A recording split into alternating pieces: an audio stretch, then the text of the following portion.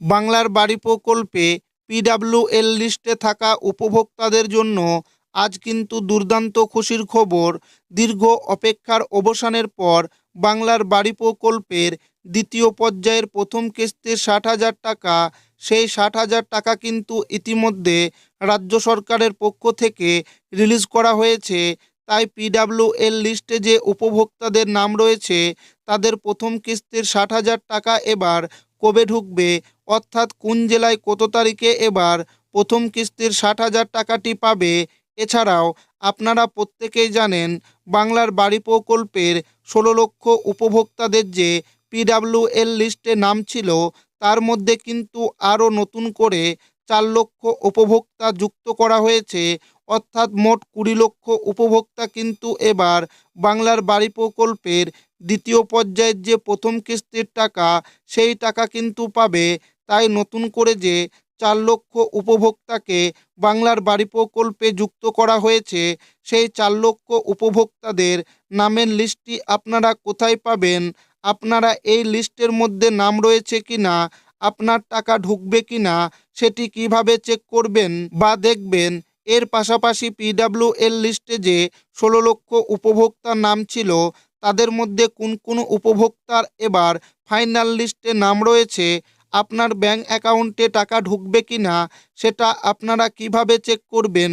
তো বাংলার বাড়ি প্রকল্পে নতুন করে যে 4 লক্ষ উপভোক্তাকে যুক্ত করা হয়েছে, অর্থাৎ টোটাল 20 লক্ষ উপভোক্তাকে বাংলার বাড়ি প্রকল্পের দ্বিতীয় পর্যায়ের প্রথম কিস্তির 60,000 টাকাটি কবে দেবে সেটাই কিন্তু আজকের এই ভিডিওর মাধ্যমে আপনাদেরকে জানাবো এবং আপনাদেরকে প্রমাণ সমেত দেখাবো।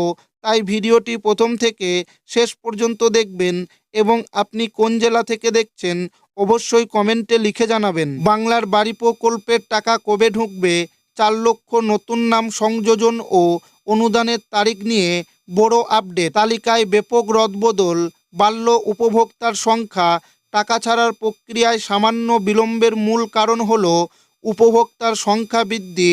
আগে রাজ্য সরকারের পরিকল্পনা ছিল মোট 16,05,000 পরিবারকে ঘর তৈরির টাকা দেওয়া হবে, কিন্তু পরবর্তীতে দেখা যায় আরও বহু মানুষ গৃহহীন বা কাঁচা বাড়িতে বসবাস করছেন যারা এই প্রকল্পের যোগ্য দাবিদার। বিশেষ করে যারা রাজ্য সরকারের সরাসরি মুখ্যমন্ত্রীর হেল্পলাইন নাম্বারে ফোন করে নিজেদের অভাব অভিযোগ জানিয়েছিলেন, তাদের মধ্যে থেকে একটি বড় অংশকে এই প্রকল্পের আওতায় আনা হয়েছে।